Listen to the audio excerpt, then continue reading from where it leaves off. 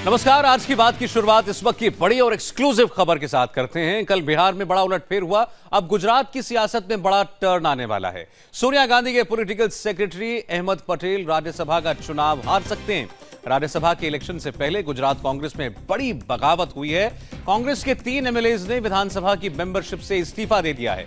इस्तीफा देने वाले विधायकों के नाम हैं बलवंत सिंह राजपूत, पीआई पटेल और तेजाश्री पटेल। इससे भी बड़ी बात यह है कि इन तीनों विधायकों ने कांग्रेस छोड़कर बीजेपी ज्वाइन कर ली है। बीजेपी ने भी देर नहीं की। इनमें से एक बलवंत सिंह राजपूत को राज्यसभा के लिए बीजेपी का उम्मीदवार भी डिक्लेयर कर दिया गया। मतलब साफ है, अहमद पटेल की राज्यसभा में पहुंचने की राह मुश्किल हो गई है। राज्यसभा की 3 सीटों पर चुनाव होने हैं। लेकिन इससे आगे की खबर आपको बताते हैं। कांग्रेस में बगावत की यह बस शुरुआत है। हमारे संवाददाता निर्णय कपूर ने खबर दी है कि कांग्रेस के कम से कम 15 विधायक इस्तीफा देने वाले हैं। मतलब 57 में से कांग्रेस के 15 विधायक पार्टी छोड़ने वाले हैं और इसका सीधा सीधा असर राज्यसभा चुनाव पर पड़ना तय है। अगर 15 विधायकों ने इस्तीफा दे दिया तो अहमद पटेल का राज्यसभा चुनाव में जीतना मुश्किल हो जाएगा। बीजेपी ने कल शाम को ही ऑफिशियली सिर्फ 2 उम्मीदवार मैदान में उतारे थे। अमित शाह और स्मृति ईरानी को पार्टी कैंडिडेट बनाया गया था, जबकि अहमद पटेल ने कांग्रेस की तरफ से अपना नॉमिनेशन फाइल किया है। इसलिए दोपहर तक यह लग रहा था कि अहमद पटेल राज्यसभा पहुंच जाएंगे, लेकिन आज शाम अचानक खेल हुआ। कांग्रेस के 3 विधायकों ने बगावत का झंडा उठा लिया, पार्टी छोड़ी, असेंबली की मेंबरशिप छोड़ी और बीजेपी ज्वाइन कर ली। बलवंत सिंह राजपूत को तो बीजेपी ने राज्यसभा का टिकट दे दिया। पी पटेल और तेजस्वी पटेल अब अगला विधानसभा चुनाव बीजेपी के टिकट पर लड़ सकते हैं। बलवंत सिंह राजपूत विधानसभा में कांग्रेस के चीफ विप रहे हैं। वो कल राज्यसभा चुनाव के लिए बीजेपी उम्मीदवार के तौर पर पर्चा भरेंगे। अब ये भी समझ लीजिए कि बलवंत सिंह राजपूत को किस स्ट्रैटेजी के तहत लाया जा रहा है। इस रणनीति में बाघेला बलवंत सिंह की जीत का मोहरा बनेंगे। बीजेपी के पास इतने वोट हैं कि उसके 2 उम्मीदवार तो पक्का जीतेंगे और इसके बाद बीजेपी के पास 29 वोट एक्स्ट्रा हैं। ये 29 वोट बलवंत सिंह राजपूत को मिलेंगे। बाघेला कांग्रेस पार्टी छोड़ चुके हैं, लेकिन उन्होंने असेंबली की मेंबरशिप नहीं छोड़ी है, इसलिए बाकी वोटों का इंतजाम शंकर सिंह वाघेला कराएंगे। बाघेला के इस खेल से अहमद पटेल के लिए राज्यसभा की लड़ाई कठिन हो गई है। गुजरात की 3 राज्यसभा सीटों के लिए आपको बता दें चुनाव 8 अगस्त को होने हैं। कांग्रेस पार्टी के 15 विधायक इस्तीफा दे सकते हैं। जैसा हमने आपको बताया, 3 विधायकों ने आज ही इस्तीफा दे भी दिया है। मैं कांग्रेस से बहुत दुखी था। कांग्रेस की विकास यात्रा एक बाजू रही है, मात्र न मात्र यहाँ अंदरो अंदर के झगड़े में सब चल रहा है। इसी वजह से मैंने रिजाइन किया था। जब रिजाइन करके आ रहा था तब आदरणीय प्रमुख श्री ने मुझे फोन किया। उन्होंने जो कहा कि आप यहाँ जब रिजाइन किया है तो हमारी पार्टी आप ज्वाइन कर सकते हैं। उसी नाते उनका जिस तरह से आवकार था, तो हमें तीनों एमएलए ने देखा कि गुजरात में जो अगर विकास जिस तरह से हो रहा है, पूरे भारत में जो हो रहा है, जो अगर आगे विकास देखना है और 125 करोड़ जनता का कुछ न कुछ भला देखना है, तो ये विकास यात्रा में अपना भी कुछ योगदान होना चाहिए। इसीलिए मैं पार्टी में ज्वाइन किया। तो सोनिया गांधी के करीबी अहमद पटेल जो उनके पॉलिटिकल एडवाइजर हैं, वो राज्यसभा का चुनाव हार सकते हैं। इसकी वजह यह है कि कांग्रेस के कम से कम 15 विधायक इस्तीफा दे सकते हैं। जो हमारी सूचना है उसके मुताबिक 3 विधायक आज इस्तीफा देकर बीजेपी में शामिल हो गए, जिनमें से एक को बीजेपी ने राज्यसभा का कैंडिडेट भी डिक्लेयर कर दिया है। पाटीदार नेता पीआई पटेल ने भी कांग्रेस पार्टी छोड़ दी। पीआई पटेल ने कहा उन्होंने कार्यकर्ताओं की राय लेकर ही यह फैसला लिया है। अचानक इस्तीफा देने की नौबत क्यों हुई? अचानक नहीं दिया, मन में वोट किया था कि इस पार्टी में रहने से खेडूत का कोई भला होने वाला नहीं। भला करने के लिए पहले से सोचा था, तो मैंने आज वो पूरा किया। कार्यकर्ताओं के पूछ के, हमारा विस्तार का पाटीदार को पूछ के मैंने वो किया है, वो सत किया है। और मेरे को एक ज लक्ष्य है, पाटीदार का विकास करना है, गरीब का विकास करना है। अब राज्यसभा के चुनाव होने वाले हैं, अहमद पटेल चुनाव लड़ रहे हैं, क्या उन्हें हराने का जो गेम प्लान है ऐसी कोई बात नहीं है। ऐसे मैं तो मेरी मर्जी से ही राजीनामा दिया है, कोई ऐसी बात मेरे को कुछ नहीं है। तो आपको एक बार फिर से हम इस वक्त ये बड़ी खबर बता दें। गुजरात में बहुत तेजी से राजनीतिक घटनाक्रम बदल रहा है। सोनिया गांधी के पॉलिटिकल सेक्रेटरी अहमद पटेल राज्यसभा का चुनाव हार सकते हैं। राज्यसभा के इलेक्शन से पहले गुजरात कांग्रेस में बगावत की शुरुआत हो चुकी है। 3 एमएलएज ने विधानसभा की मेंबरशिप से इस्तीफा दे दिया है। इनमें से एक बलवंत सिंह राजपूत को राज्यसभा के लिए बीजेपी का उम्मीदवार डिक्लेयर किया जा चुका है। लेकिन अहम खबर यह है कि कम से कम 15 विधायक इस्तीफा देंगे। 57 विधायक हैं कांग्रेस पार्टी के गुजरात विधानसभा में, इनमें से 15 के पार्टी छोड़ने की उम्मीद है और यह कांग्रेस पार्टी के लिए एक बहुत बड़ा नुकसान होगा। निर्णय कपूर हमारे साथ हैं इस वक्त और निर्णय नहीं, एक्सक्लूसिव खबर आप तक पहुंचाई है। निर्णय, ये मान लिया जाए कि 5 बार से सांसद अहमद पटेल इस बार का चुनाव हारने वाले हैं।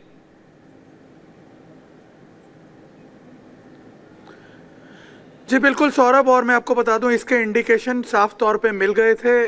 प्रेसिडेंट का जब इलेक्शन हुआ था उस दौरान जो 11 क्रॉस वोटिंग हुई थी 11 कांग्रेस के एमएलएस द्वारा, उसी से इंडिकेशन मिल गया था। लेकिन कांग्रेस ने फिर भी शंकर सिंह वाघेला को कम आंका। शंकर सिंह वाघेला ने साफ तौर पे कांग्रेस को ये बता दिया था कि यदि उनकी मांगे नहीं मानी गई तो वो पार्टी तो छोड़ेंगे ही, न सिर्फ पार्टी छोड़ेंगे, पार्टी को तोड़ेंगे भी और अहमद पटेल को चुनाव हराकर पार्टी की फजीयत भी करवाएंगे। और इसके लिए उन्होंने अमित शाह के साथ हाथ मिलाया।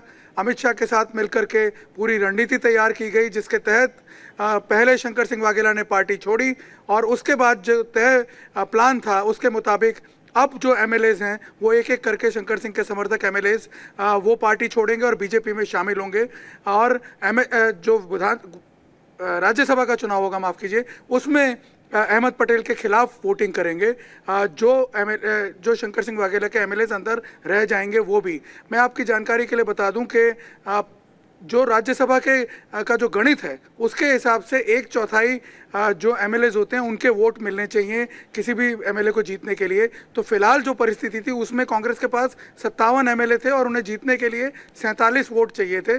लेकिन अब जब एमएलएज रिजाइन करते जाएंगे विधानसभा की सदस्यता से, तो जो प्रोपोर्शन है जीतने के मतों का वो भी कम होता जाएगा और वो बीजेपी के गणित के हिसाब से एकदम सही बैठ रहा है। बीजेपी के पास 120 एमएलएज हैं और अब जो गणित बनेगा उस हिसाब से 40-40 वोट ही चाहिए, preference vote, first preference vote, तो वो बीजेपी के तीनों उम्मीदवारों को बड़ी आसानी से मिल जाएंगे सौरभ।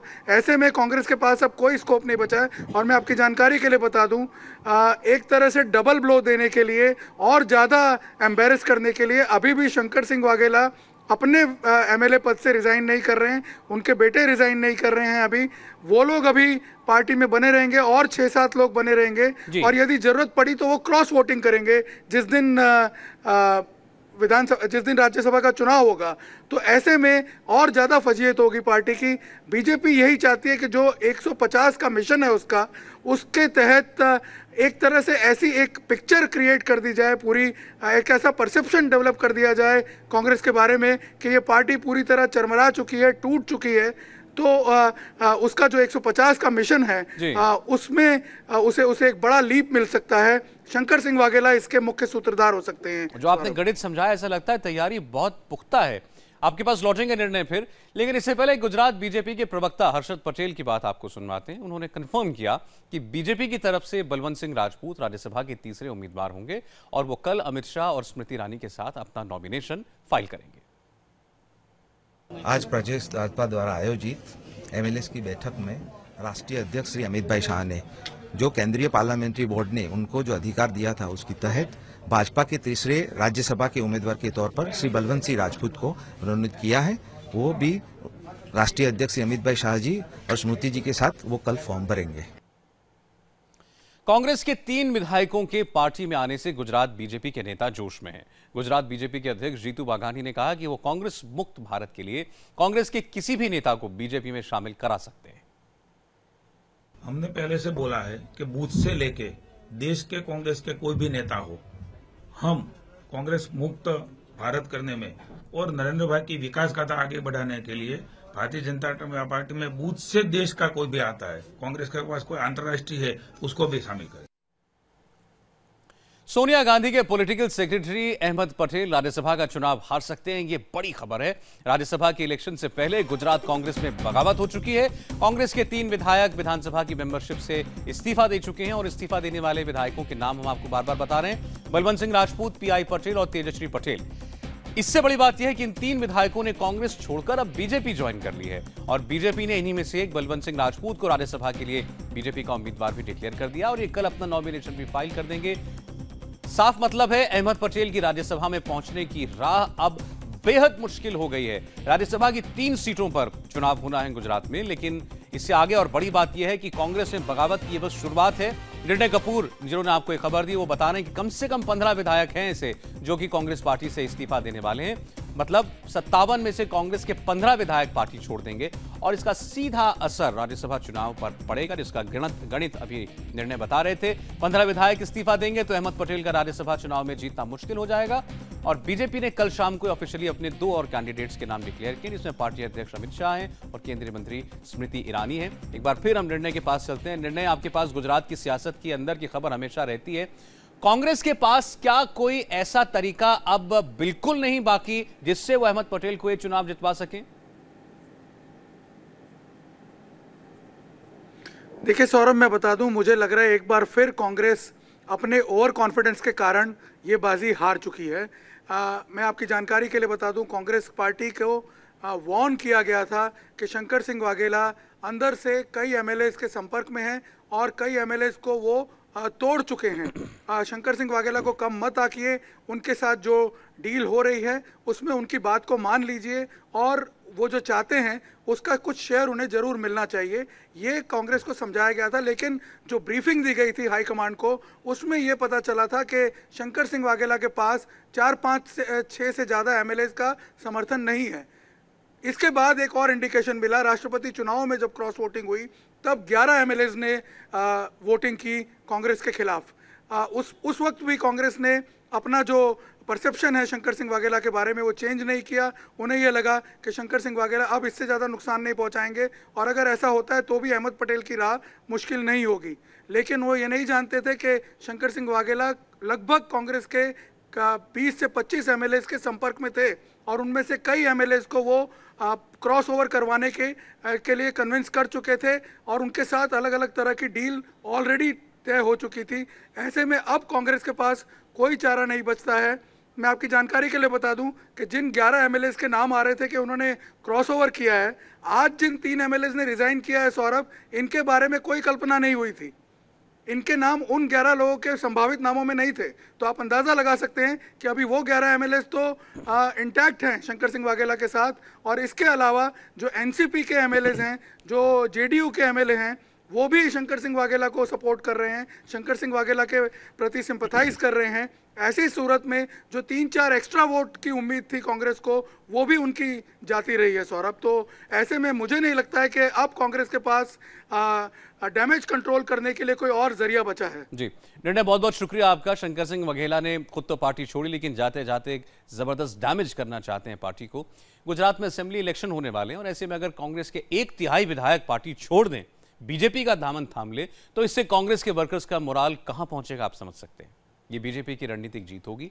अगर राज्यसभा के इलेक्शन में कांग्रेस अपने उम्मीदवार को नहीं जिता पाती, अहमद पटेल हार जाते हैं, तो ये सिर्फ अहमद पटेल की हार नहीं है, ये कांग्रेस हाईकमान की हार होगी, क्योंकि अहमद पटेल कांग्रेस के बड़े नेता हैं, सोनिया गांधी के राजनीतिक सचिव हैं। उनकी हार बीजेपी की एक बड़ी जीत मानी जाएगी। शंकर सिंह वाघेला का कांग्रेस को जोरदार झटका होगा। मतलब बिहार के बाद अब कांग्रेस के नेता मिशन गुजरात में, बीजेपी के नेता मिशन गुजरात में लग गए हैं और उनका पहला असर आज दिखाई दिया। अब आपको बताते हैं बिहार का हाल। बिहार में नई सरकार बन गई। लालू की पार्टी कल तक सत्ता में थी, आज विपक्ष में आ गई। इसके साथ साथ लालू के लिए एक और नई मुश्किल खड़ी हो गई है। इनकम टैक्स डिपार्टमेंट का दावा है कि उसे तेजस्वी यादव के खिलाफ पुख्ता सबूत मिले हैं। हमारे संवाददाता अभिषेक उपाध्याय ने बताया कि इनकम टैक्स डिपार्टमेंट की जांच में यह बड़ा खुलासा हुआ है। पता चला है कि तेजस्वी यादव ने फर्जी कंपनियों के जरिए ब्लैक मनी को व्हाइट किया, इस पैसे से प्रॉपर्टी बनाई। इनकम टैक्स के पास तेजस्वी यादव को लेकर पक्के सबूत हैं। जिन कंपनियों के जरिए ब्लैक को व्हाइट किया गया, उनके डायरेक्टर्स के, उनसे जुड़े लोगों ने तेजस्वी के खिलाफ जांच एजेंसी के सामने जाकर स्टेटमेंट दर्ज करवा दी हैं, बड़ी गवाही दी है।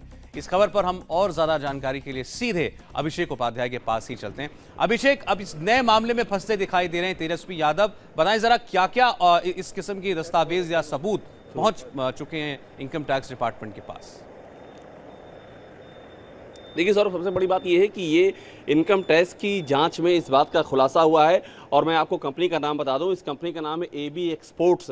ये कंपनी हाल ही में बड़ी चर्चा में थी। उसकी वजह ये थी कि ये जो दिल्ली के न्यू फ्रेंड्स कॉलोनी में D1088 ये जो बंगला है, ये बंगला तेजस्वी यादव को इसी कंपनी के जरिए मिला था, इसलिए कंपनी बहुत ज़्यादा चर्चा में थी। यहाँ बाकायदा ED ने, इनकम टैक्स ने छापा भी मारा था। लेकिन अब नया ट्विस्ट ये है कि इनकम टैक्स की छानबीन में पता ये चला है कि ये कंपनी पूरी तरह से शेल कंपनी थी और इस कंपनी में जिन 5 कंपनियों ने पैसा लगाया वो भी शेल कंपनियां थीं और इनके जरिए ब्लैक की रकम को वाइट किया गया। एक खास बात यह कि 16 फरवरी 1996 को ये AB एक्सपोर्ट कंपनी बनाई गई। इसका कोई कारोबार नहीं था, इसमें कोई एम्प्लॉय नहीं थे और उसके बाद 2008 में इसी कंपनी के जरिए न्यू फ्रेंड्स कॉलोनी का ये बंगला खरीद लिया गया। मुंबई की 5 शेल कंपनियों ने इसमें पैसा लगा दिया, 5 करोड़ रुपया, और 2010 से लेकर के 2014 के बीच में तेजस्वी यादव की एंट्री होती। धीरे धीरे करके सारे शेयर उनको ट्रांसफर कर दिए जाते हैं। उसके बाद उनके भाई तेज प्रताप यादव, उनकी बहन रागिनी लालू और चंदा यादव, वो सब भी इसमें आ जाते हैं और पूरी तरह से ये प्रॉपर्टी और ये कंपनी उनके नाम कर दी जाती है। आज की तारीख में भी सौरभ, इस कंपनी में एक भी एम्प्लॉय काम नहीं करता है। इस कंपनी का कोई भी काम का कोई भी वर्चुअल काम नहीं है जो दिखाई पड़े, लेकिन इसी कंपनी के जरिए ब्लैक की रकम को वाइट किया गया। और खास बात यह है कि खुद इसी कंपनी से जुड़े हुए जिन लोगों ने ये कंपनी बेची थी, उन लोगों ने, और जो शेल कंपनी जिन्होंने पैसा लगाया था, उन सब ने बाकायदा गवाही दी है और इस बात की तस्दीक की है कि इस कंपनी का इस्तेमाल काली धन को, ब्लैक की रकम को सफेद करने में किया गया था। अभिषेक, शुक्रिया। मुसीबत आती है तो एक साथ आती है।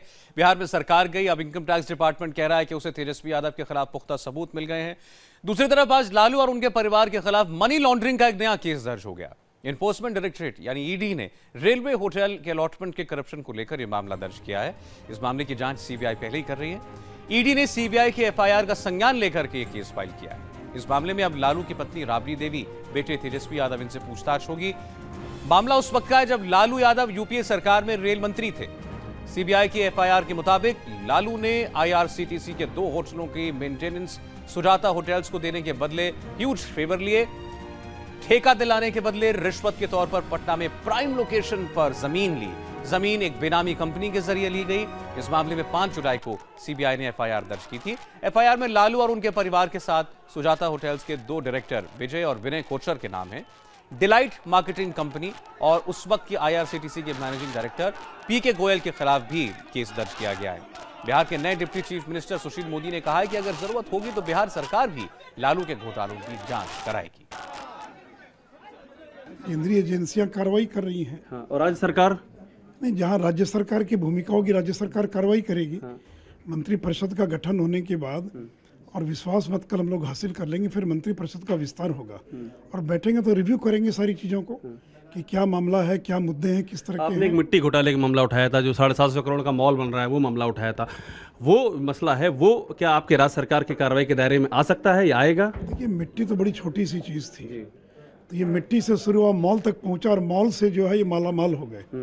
तो अब तो बड़े बड़े मुद्दे आ गए। अब तो CBI कार्रवाई कर रही है, ED कार्रवाई कर रही है। तो राज्य सरकार का कोई हाथ नहीं रहेगा कार्रवाई करने में? देखेंगे कहाँ कहाँ राज्य सरकार की भूमिका बनती है, उन सारी चीज़ों को देखेंगे, रिव्यू करेगी सरकार और जहाँ कार्रवाई करने की संभावना होगी वहाँ निश्चित कार्रवाई करेगी। तो राज्य सरकार जांच करेगी इस मामले की? जी, निश्चित करेगी जांच। लालू के खिलाफ केस फाइल हुआ, तेजस्वी की कुर्सी चली गई, नीतीश ने नई सरकार बना ली। अब लालू की पार्टी क्या करे, ये भी आपको बता देते हैं। RJD ने फैसला किया है कि अब इस पर राजनीतिक लड़ाई को सड़क पर लेकर जाया जाएगा। नीतीश के खिलाफ हंगामा करेंगे और आज ऐसा हुआ भी। बिहार के अलग अलग इलाकों में नीतीश के खिलाफ RJD के कार्यकर्ताओं ने प्रदर्शन किया। नीतीश के पुतले जलाए, चक्का जाम हुआ, लॉ एंड ऑर्डर की सिचुएशन क्रिएट कर दी गई। लेकिन सारण में RJD के सपोर्टर्स ने कानून अपने हाथ में लिया, DM और SP पर पथराव किया, लाठी डंडे चलाए।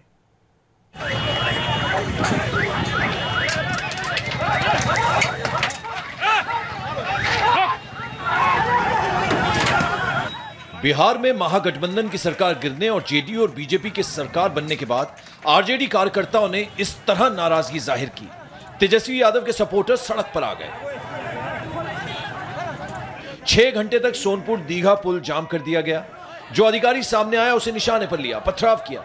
सारण के DM पर भी अटैक कर दिया, लाठी डंडे चलाए, गाड़ियों को नुकसान पहुंचाया।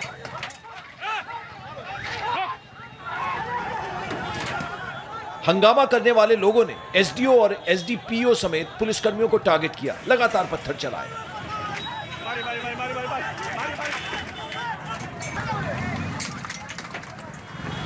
शुरुआत में पुलिस वाले लौट गए, इसके बाद 6 थानों की पुलिस मौके पर पहुंची। सारण के डीएम और एसपी भी मौके पर आ गए। जाम खुलवाने के लिए समर्थकों से बात की, लेकिन ये प्रदर्शनकारी और भड़क गए। इन्होंने खुलकर बताया कि तेजस्वी यादव के कहने पर जाम लगाया और उन्हें दिखाने के लिए प्रदर्शन किया। ये पूर्वत जारी रहेगा, जैसा पार्टी का निर्देश आएगा हम लोग 1 दिन 2 दिन 4 दिन कल रेल जाम करेंगे, हवाई अड्डा जाम करेंगे, ये कम जाम का इससे भी विरोध जाम करने के लिए हम लोग आज जो जाम किया है वो पार्टी की तरफ से कहा गया है। एकदम राष्ट्रीय अध्यक्ष हम लोग के विधायक दल के नेता तेजस्वी यादव का मैसेज आया है कि शांतिपूर्वक हम लोग जाम करेंगे। काफी देर तक हंगामा चला। डीएम समेत 6 बड़े अफसर और पुलिस वाले घायल हो गए हैं। एक पुलिसकर्मी की बंदूक की मैगजीन भी गुम हो गई। पुलिस का कहना है कि हंगामा करने वाले पहचाने जा चुके हैं, दोषियों पर सख्त एक्शन होगा। बिहार में सुबह से ही हंगामा चल रहा था, लेकिन इससे ज्यादा फर्क नहीं पड़ा। नीतीश कुमार ने राजभवन में तय वक्त पर मुख्यमंत्री पद की शपथ ली। बीजेपी और जेडीयू ने मिलकर सरकार बना ली। नीतीश 6ठी बार बिहार के मुख्यमंत्री बने। नीतीश के साथ Sushil Modi deputy chief minister बने। नीतीश को बहुमत साबित करने के लिए 2 दिन का वक्त मिला है। कल ही विधानसभा में वो अपना बहुमत साबित करेंगे। नीतीश कुमार ने 132 विधायकों के समर्थन की चिट्ठी गवर्नर को पहले ही सौंप दी है। शपथ लेने के बाद नीतीश कुमार के एनडीए में जाने के फैसले के समर्थन में पोस्टर और होर्डिंग्स लगाए गए हैं। पोस्टर्स में लिखा है कि आपके फैसले को सलाम। ये पोस्टर आप देखिए पटना में जगह जगह लगाए गए हैं। आपके निर्णय को सलाम, मूल्यों एवं सिद्धांतों से समझौता मंजूर नहीं। बिहार के नए डिप्टी सीएम सुशील मोदी ने साफ साफ कहा विधानसभा में उनके पास बहुमत है और बेनामी संपत्ति वालों का साथ कोई नहीं देगा। सुशील मोदी ने आरजेडी और कांग्रेस को डूबती नाव कहा। सिर्फ 2 ओथ हुई, सीएम और डिप्टी सीएम, तो ये क्या इसमें गुनाह? उनका ये कहना कि अर्जेंसी है आपकी। 2000 में तो 3 ही लोगों का ओथ हुआ था। ऐसा कहाँ लिखा हुआ कि 2 का नहीं होगा, 3 का नहीं होगा, 10 का होगा? नहीं, देखिए मंत्री परिषद को और विश्वास मत हासिल करना है और एक परंपरा है कि विश्वास मत हासिल करने के बाद मंत्री परिषद का विस्तार किया जाता है। तो जहाँ जहाँ वोट ऑफ कॉन्फिडेंस सीख करने की आवश्यकता होती है। अगर पूरा बना दिए होते तो कहते आप कि लोगों को तोड़ने से बचाने के लिए अपने मंत्री बना दिया। तुम कुछ भी करेंगे तो लालू यादव के पास हर चीज़ का तर्क है। अगर 2 लोगों ने ओथ लिया तो कुछ कह दिया, अगर 20 लोग ओथ ले ले तो कहते कि जो लोग भाग सकते थे उनको मंत्री बनाने वाले हैं। तो देखिए भागेगा कौन? अरे कौन है जो बेनामी संपत्ति वालों का साथ देगा? वो तो मूर्ख होगा, वो उसकी जो डूबती नाव में सवारी करेगा। कांग्रेस और राजद की सवारी में कि नाव में आज कौन सवारी करेगा? आरजेडी को न्योता है उनके विधायकों को कि इधर आ जाए। मैं कि हमको न्योते की आवश्यकता क्या? मेरे पास तो ऑलरेडी 132 विधायकों का समर्थन है, तो हम लोगों को क्या आवश्यकता है कि हम किसी और का समर्थन लें? और देखिए 2019 का चुनाव नरेंद्र मोदी, नीतीश कुमार दोनों मिलकर बिहार में चुनाव लड़ेंगे और हम 40 की 40 लोकसभा की सीट जीतेंगे। कांग्रेस और राजद का बिहार में सफाया हो जाएगा। लेकिन बीजेपी की तरफ से सुशील मोदी को डिप्टी सीएम बनाए जाने का विरोध भी हुआ। बीजेपी के सांसद भोला सिंह सुशील मोदी के खिलाफ थे। विधायक प्रेम कुमार ने भी कहा कि वो खुद डिप्टी सीएम बनना चाहते थे। एकदम ईमानदारी से पूछ रहा हूँ, आपके दिल में कोई तमन्ना नहीं थी कि आप डिप्टी सीएम बने, आप अपनी जो राजनीतिक प्रोफाइल उसको और आगे ले जाएं? ना, हर व्यक्ति की तमन्ना होती है, हर व्यक्ति की इच्छा होती है आगे जाने का, कुछ आगे और बढ़े जा करके। लेकिन जब एक संस्था है, एक संगठन बीजेपी जा करके और पार्टी निर्णय लेती है तो उसका तो कुछ जलना पड़ता है। तो अपने समर्थकों से आप क्या कहेंगे जो इस बात की लगातार मांग कर रहे थे कि आप डिप्टी सीएम बनाया जाए आपको? हम देखेंगे आगे हम देखते हैं क्या होता है जा करके, और हम धन्यवाद देंगे समर्थकों को, कार्यकर्ताओं को, जिन्होंने मेरे लिए आवाज़ को उठाया जा करके। लेकिन पार्टी का जो फैसला हुआ है वो हमें मान्य है। तो इस फैसले के बाद भी आपका जो दावा है वो आने वाले भविष्य के लिए कायम रहेगा? बिल्कुल। राजनीति में तो भाई स्वाभाविक जाकर हर आदमी चाहता आगे बढ़ना जाकर, मैं भी चाहता हूँ जाकर, स्वाभाविक सोच हर आदमी का होता है जाकर। अब आपको हम बताते हैं मोदी सरकार ने नेशनल लेवल पर जेडीयू के लिए क्या सोचा है। हमारे पास पक्की जानकारी है कि अब यूनियन मिनिस्ट्री में भी जेडीयू शामिल होगी। मोदी सरकार में जेडीयू के कोटे से भी मंत्री बनेंगे। अगले महीने कैबिनेट विस्तार हो सकता है। 12 या 13 अगस्त को प्रधानमंत्री नरेंद्र मोदी कैबिनेट एक्सपेंशन कर सकते हैं। इसी मंत्रिमंडल विस्तार में जेडीयू के कोटे के कम से कम 2 नेताओं को मंत्री बनाया जा सकता है। एक कैबिनेट मंत्री और एक एमओएस यानी राज्य मंत्री बनाया जा सकता है। लेकिन ये दोनों नेता कौन होंगे, इसका फैसला नीतीश कुमार करेंगे। तो एक तरफ नीतीश मुख्यमंत्री पद की शपथ ले रहे थे, दूसरी ओर लालू यादव रांची से बैठकर शपथ समारोह देख रहे थे। कल तक उनके बेटे तेजस्वी और तेज प्रताप बिहार सरकार में मंत्री थे, तेजस्वी डिप्टी सीएम थे, लेकिन अब सिर्फ आरजेडी के विधायक हैं। लालू ने यह पूरा कार्यक्रम देखा और इसके बाद मीडिया को बुलाकर नीतीश कुमार के खिलाफ 1 घंटा लंबी प्रेस कॉन्फ्रेंस की। लालू ने नीतीश पर कई गंभीर इल्जाम लगाए, कहा कि नीतीश ने उन्हें सरकार से हटाने की पहले ही साजिश कर ली थी, कहानी की स्क्रिप्ट पहले से तय थी। लालू ने आरोप लगाया कि नीतीश और अमित शाह के बीच सीक्रेट मीटिंग होती थी, नीतीश ने ही तेजस्वी को फंसाया। ये बिल्कुल मैच फिक्स था, ये जानो। नीतीश कुमार को मैं चार्ज करता हूं कि मिल के भाजपा से सीबीआई ईडी इनकम टैक्स का केस करवाया। ये सब बात हम लोग जानते हैं कि हम ये करते हैं। हम सुशील मोदी को फिक्स किया गया कि आप रोज रोज पब्लिक परसेप्शन में लालू का इमेज खराब करते रहो, घोपेला घोपेला बोलो, इधर डिमोरलाइज करो लालू को। और उसका काम था, उन लोगों का काम था कि हम लोग केस करते हैं। तो ये सारी चीज व्यूहरचना हुआ नीतीश और भाजपा के नरेंद्र मोदी के, क्योंकि कई अवसर पर नीतीश कुमार जाके मिलते रहे हैं, नरेंद्र मोदी से भोज करते रहे हैं, फार्म हाउस में अमित शाह से इनकी मुलाकात हुई थी। लालू बौखलाए हुए थे। कल तक जब नीतीश के साथ सरकार में थे, शब्दों की मर्यादा भी थी, लेकिन अब वो मर्यादा काफी पीछे छूट गई है। लालू पुराने रंग में आ गए। लालू ने नीतीश को ढोंगी कहा, अवसरवादी कहा। नीतीश कुमार ने इतना बड़ा ढोंग किया उन दिनों में कि कम्युनल फोर्सेस के साथ हम समझौता नहीं करेंगे। और लुधियाना में आप लोगों को मालूम होगा कि दोनों हाथ में लाए थे, उस फोटो को हम लोगों ने छपवाया था।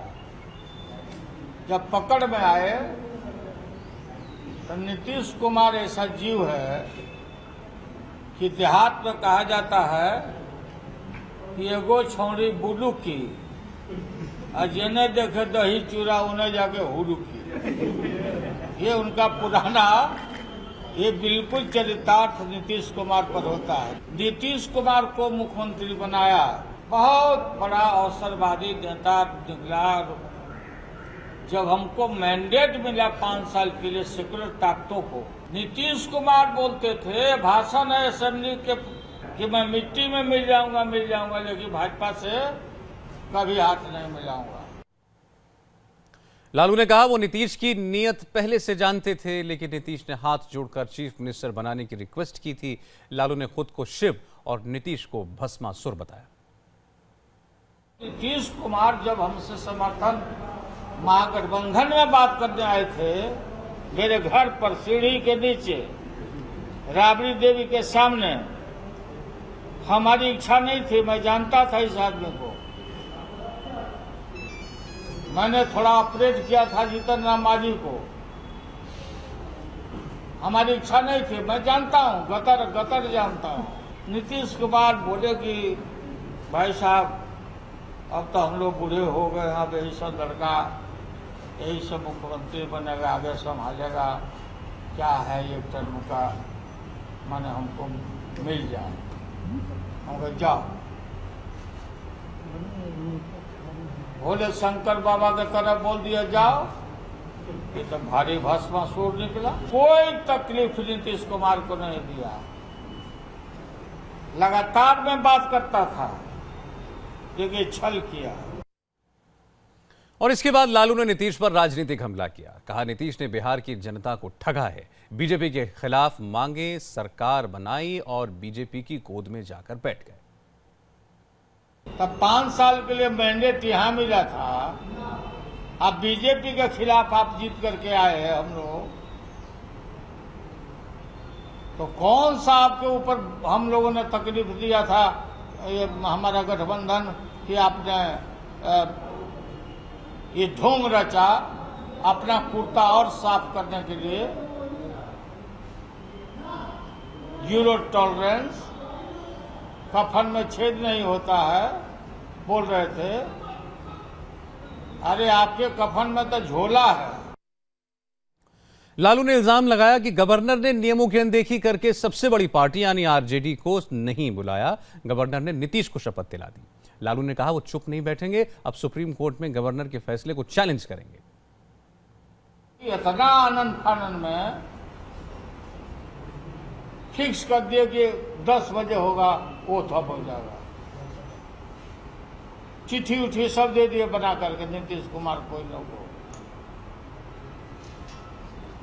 क्यों डर गए भाई आप लोग? क्यों नीतीश को कॉन्फिडेंस नहीं है एमएलए पर?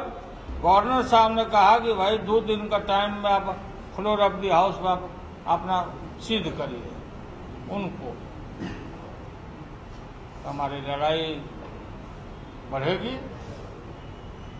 हम राय कर रहे हैं सुप्रीम कोर्ट में भी जाने का। लीगल जो बात है और जो परंपरा है सार्वभौमिक केस का जो है, तो उसमें हम सुप्रीम कोर्ट में भी अब संपर्क कर रहे हैं। महागठबंधन टूटने के बाद सबसे ज्यादा नुकसान कांग्रेस का हुआ, इसलिए कांग्रेस भी परेशान है। आज राहुल गांधी ने कहा कि वो तो 4 महीने पहले से जानते थे कि नीतीश साजिश रच रहे हैं, महागठबंधन छोड़ने वाले हैं।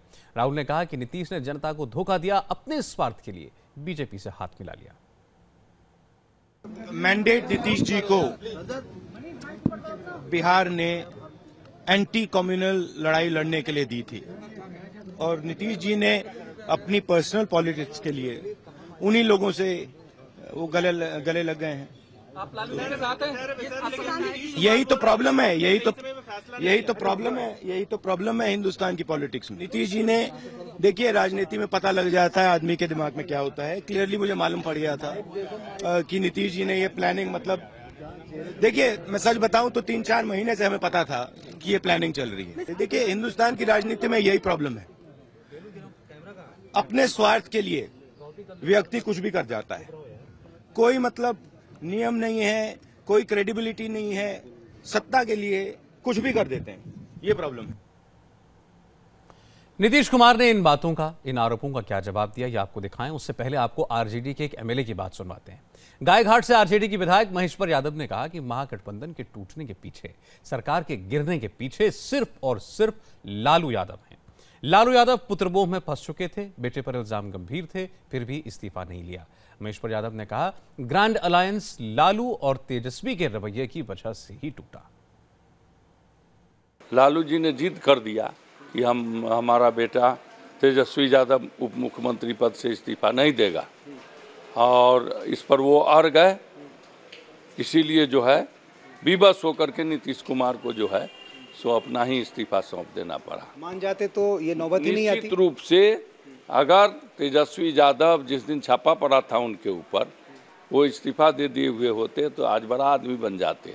लेकिन जब 15 दिन तक नीतीश कुमार और उनकी पार्टी का दबाव पड़ता रह गया, बावजूद इसके उन्होंने इस्तीफा नहीं दिया, तो हार करके नीतीश कुमार जो है सो सोनिया गांधी के भी पास गए, राहुल गांधी के भी पास गए, हर तरह की कोशिश की। नीतीश कुमार का ये प्रण है कि उसके मंत्रिमंडल में कोई दागी मतलब आपको लगता है लालू यादव को मान जाना चाहिए था? क्यों ऐसा किया उन्होंने? हाँ, लालू जी को मान जाना चाहिए था। वो उनका जो मतलब परिवार का और पुत्र का मोह है, उसकी वजह से जो है सो गठबंधन टूटा है और सरकार चली गई। बचाया जा सकता था यदि लालू यादव मान जाते, सिर्फ अपने लेकिन नीतीश को इस्तीफा करा देते तो सरकार भी बच जाती, गठबंधन भी बच जाती। आज लालू और कांग्रेस ने दिन भर नीतीश कुमार पर अटैक किए, लेकिन नीतीश ज्यादा नहीं बोले। उन्होंने कहा कि जनता की भलाई के लिए जो करना होगा करेंगे, लोगों के हित को देखकर ही फैसला लिया है। बाकी जो लोग इल्जाम लगा रहे हैं उन्हें बाद में बढ़िया से जवाब देंगे। जो बिहार के हित में होगा, बिहार के लोगों के हित में होगा, वही निर्णय लेंगे और बिहार के विकास के लिए, बिहार के लोगों के हित में, न्याय के साथ विकास के लिए, तरक्की के लिए हम सब लोगों ने मिलकर यह निर्णय किया है। और बिहार वासियों को मैं इतना ही आश्वस्त करूंगा कि हमारी प्रतिबद्धता बिहार के लोगों के प्रति है, जनहित के प्रति है। और अब तक बिहार के लोगों ने जो अवसर दिया अपनी क्षमता के अनुरूप हमने सेवा करने की कोशिश की। आगे भी उसी राह पर चलकर लोगों की हम सेवा और खिदमत करते रहेंगे। बिहार को तरक्की के रास्ते पर आगे ले जाएंगे, न्याय के साथ तरक्की के रास्ते पर। 20 वर्षों के बाद आपने धोखा दिया है, आपने धोखा दिया है। हम बढ़िया। लेकिन ऐसा भी नहीं है कि नीतीश की अपनी पार्टी में सब कुछ ठीक है। जेडीयू के कुछ नेता नीतीश कुमार के इस फैसले से नाराज हैं और बीजेपी के साथ जाने के खिलाफ हैं। इनमें शरद यादव भी हैं, जो वरिष्ठ नेता हैं, नाराज बताए जा रहे हैं। आज शरद यादव पहले राहुल गांधी से मिले, फिर उन्होंने अपने घर पार्टी के कुछ नेताओं और राज्यसभा सांसदों की मीटिंग बुलाई। शरद यादव नीतीश के बीजेपी के साथ सरकार बनाने के फैसले से खुश नहीं हैं। यही बात पार्टी के दूसरे सांसदों वीरेंद्र सिंह और अली अनवर ने भी कही। शरद यादव ने बताया कि नीतीश ने यह फैसला अकेले लिया है, उन्हें लूप में नहीं लिया गया था। मीटिंग्स के बाद ऐसी अटकलें चली कि शरद यादव कोई बड़ा ऐलान भी करेंगे, लेकिन शरद यादव मीडिया के सामने नहीं आए। अपनी बात उन्होंने दूसरे लीडर्स के जरिए कहलवाई। पार्टी के जनरल सेक्रेटरी ने बताया कि अब शरद यादव 1-2 दिन में पार्टी के लोगों से बात करेंगे, नेशनल लेवल पर इस फैसले पर राय जानेंगे और इसके बाद ही कोई फैसला लेंगे। नीतीश जी ने यह जो फैसला लिया है, उन्होंने पार्टी के किसी ऑफिस बेरा या किसी नेता से बातचीत नहीं किया और उन्होंने निर्णय लिया है। इसको लेकर के देश भर में बहुत लोग परेशान हैं। अब शरद जी चूंकि पार्टी के सबसे वरिष्ठतम नेता हैं, उन्होंने बुलाया भी था सबको और कहा है कि 1-2 दिन के अंदर वो पार्टी के सभी लोगों से को बात करने के बाद आप सब लोगों को ब्रीफ करेंगे और एक पार्टी के सभी लोगों को बुलाने का काम करेंगे। बहुत चिंतित हैं, इसलिए तो बुलाए हैं, क्या बात करेंगे, आपसे बात करेंगे वो 1-2 दिन। यही बात जेडीयू के राज्यसभा सांसद अली अनवर ने भी कही। अली अनवर भी शरद यादव से मिले, उन्हें अपने दिल की बात बताई। अली अनवर ने कहा कि नीतीश का बीजेपी के साथ जाना एक राष्ट्रीय दुर्घटना है, उनका ज़मीर इस अलायंस को एक्सेप्ट नहीं कर सकता। सबको ये आज़ादी है कि वो अपनी अंतरात्मा की आवाज़ सुने। उनको आज़ादी है कि अंतरात्मा की आवाज़ सुन करके और बीजेपी के साथ चले जाएं। तो मेरा भी ज़मीर ये गवारा नहीं करता कि मैं बीजेपी के साथ जाऊं।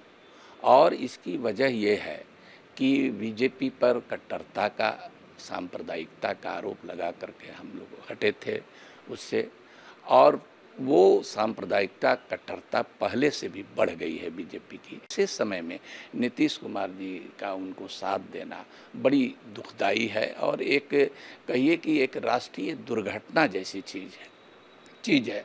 पूरा मुल्क उनसे एक उम्मीद करता था कि वो एक विकल्प के रूप में उभरेंगे और इस तरह की ताकतों को वो रोकेंगे, लेकिन उन्हीं से जाके मिले तो ये बेचैन करने वाली ये बात है। और इस वक्त की एक बड़ी खबर और ताजा खबर आपको बता दें, नाराज शरद यादव को मनाने की कोशिशें तेज हो गई हैं।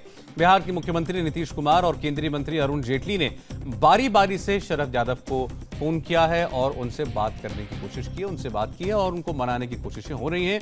मैं फिर आपको बता दें, अरुण जेटली ने भी उनसे बात की है और नीतीश कुमार ने खुद शरद यादव से फोन पर बात की है। हालांकि जेडीयू के नेता दबी जबान से कह रहे हैं कि शरद यादव की नाराजगी में नुकसान उन्हीं का होगा, क्योंकि पार्टी के ज्यादातर नेता नीतीश के फैसले के साथ हैं। शरद यादव के साथ जो लोग दिख रहे हैं, उनका अपना कोई वोट बैंक नहीं है, अपना कोई असर नहीं है। लेकिन शरद यादव पार्टी के बड़े नेता हैं, इसलिए उनकी नाराजगी का मैसेज गलत जा सकता है। सुबह से चर्चा यह थी कि केंद्र सरकार में मोदी कैबिनेट में जेडीयू के जिन 2 नेताओं को शामिल किया जा सकता है, उनमें से एक शरद यादव भी होंगे, लेकिन शरद यादव के तेवरों से ऐसा नहीं लगा।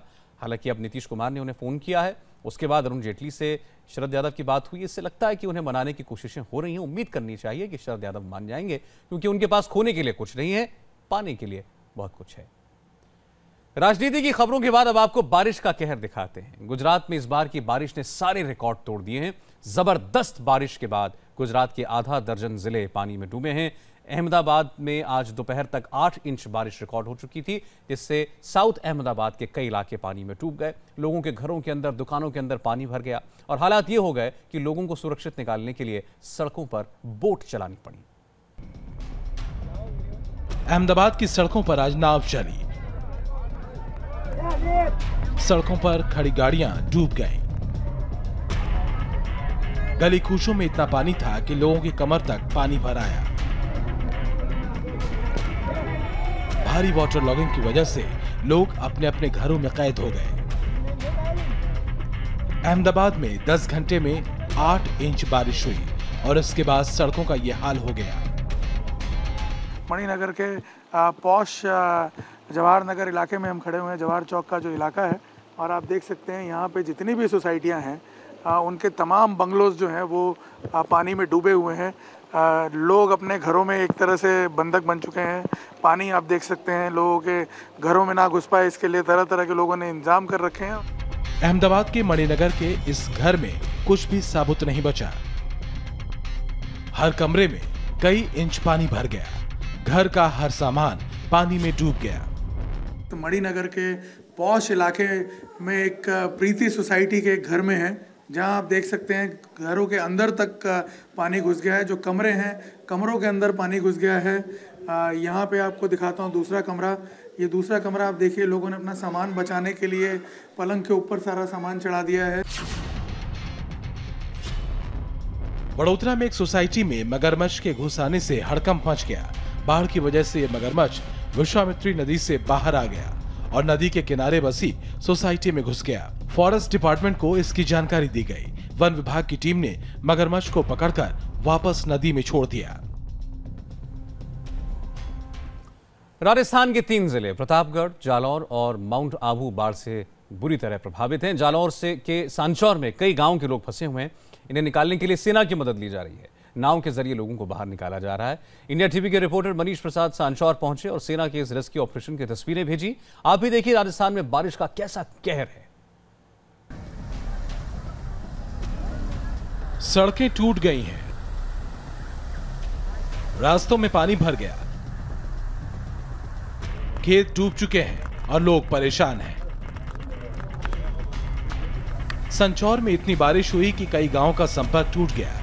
ग्रामीण बाढ़ में फंस गए, जिन्हें निकालने के लिए सेना को बुलाना पड़ा। संचौर में सेना के 4 कॉलम लगाए गए हैं। नाव के सहारे सेना रेस्क्यू ऑपरेशन चला रही है। इस समय हम भारतीय सेना के जवानों के साथ रेस्क्यू ऑपरेशन में रघुनाथपुरा में हैं। चारों तरफ अब ये उफनती हुई नदी में तब्दील हो चुका है। जहां तक आपकी नजर जाएगी पानी का उफान दिखाई देगा, तेज बहाव और चुनौतियां बेहद ज्यादा, क्योंकि बारिश लगातार हो रही है और यही सबसे बड़ी चुनौती इस समय भारतीय सेना के सामने है। सोमवार से लेकर अभी तक लगातार 4 कॉलम्स को यहां पर डिप्लॉय किया गया है। सेना ग्रामीणों को सुरक्षित जगहों पर ले जा रही है। सेना अब तक 41 लोगों को बचा चुकी है। कल सुबह 6 बजे से अभी तक we have rescued 41 civilians and most of them, उसमें से ज़्यादातर लोग बूढ़े, बुजुर्ग, बच्चे और महिलाएं हैं। यही हमारी प्रायोरिटी है। संचौर को बाड़मेर से जोड़ने वाली सड़क पर ऐसा उफान आया कि इस ट्रक का ये हाल हो गया। ये भारी भरकम ट्रक सड़क पर गिर पड़ा।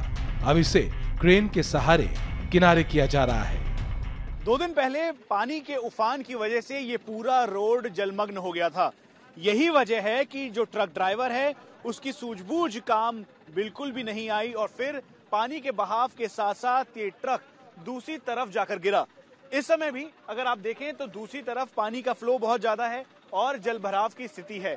इसी वजह से अब क्रेन लाकर यहां से इसको हटाया जा रहा है। पथमेड़ा में इस गौधाम में हजारों गायें हैं, लेकिन इस इलाके में बाढ़ ने ऐसी तबाही मचाई कि 526 गायों की जान चली गई। हम इस समय संचौर के पथमेड़ा के गौधाम में हैं।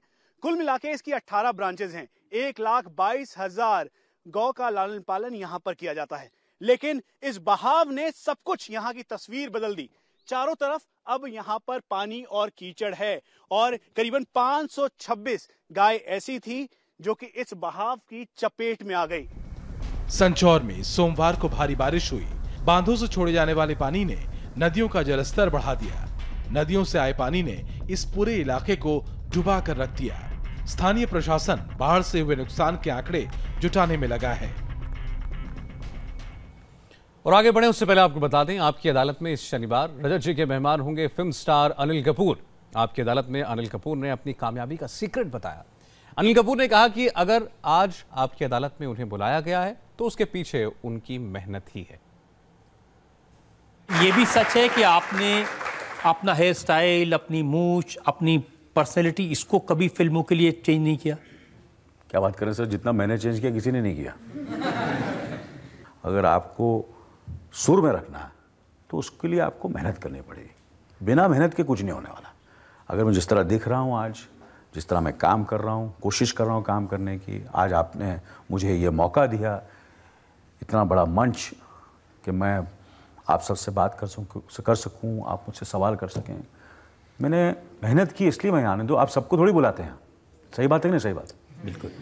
कुछ ना कुछ उसको करना पड़ेगा ना लाइफ में। जिसको लोग पसंद करें, जिसको लोग मान दें, सम्मान दें, ऐसे लोगों को कटघरे तो उसके लिए मुझे मेहनत करनी पड़ेगी ना। तो मैंने मेहनत की ताकि मैं यहाँ आ सकूँ, आपके शो पर आ सकूँ।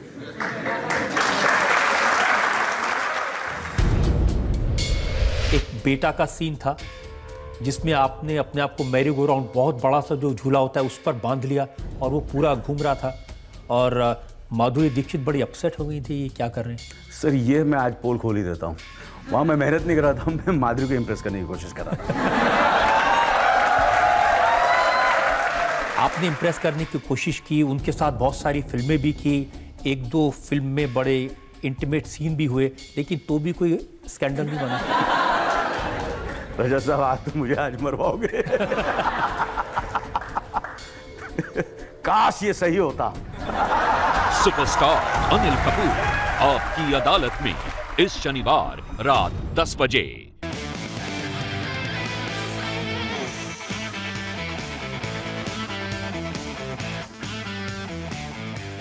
और अब क्रिकेट की बात। गोल्ड टेस्ट में पहले ही दिन टीम इंडिया ने मैच पर पकड़ मजबूत कर ली है। पहले बल्लेबाजी करते हुए टीम इंडिया ने 600 रन बनाए। जवाब में श्रीलंका की आधी टीम 154 रन पर पवेलियन लौट चुकी है। पांड्या ने 49 गेंदों पर तूफानी अर्धशतक जड़ा। करियर की पहली पारी में हाफ सेंचुरी बनाने वाले हार्दिक 12वें भारतीय बने। 154 रनों पर आधी टीम पवेलियन लौट गई है। और आगे आपको हम बताएंगे कल पाकिस्तान की सियासत में क्या उलटफेर होने वाला है।